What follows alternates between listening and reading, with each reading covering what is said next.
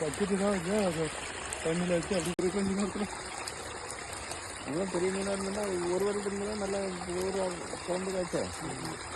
right எடுத்தோன்னா நண்பர்களே இதான் கட்டை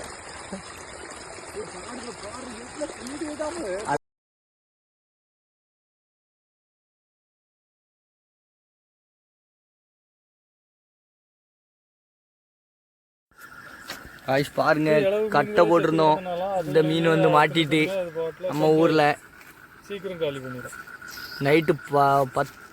10:51 ஆகுது இந்த மீனை இப்போ தான் பிடிச்சிட்டு வந்தோம் ஃப்ரெண்ட்ஸ் கட்டை போட்டிருக்கோம் சவுந்தரபாண்டியபுரம் நம்ம ஊரில் நண்டு இப்போ தான் ஒரு பெரிய மீன் அடித்தோம்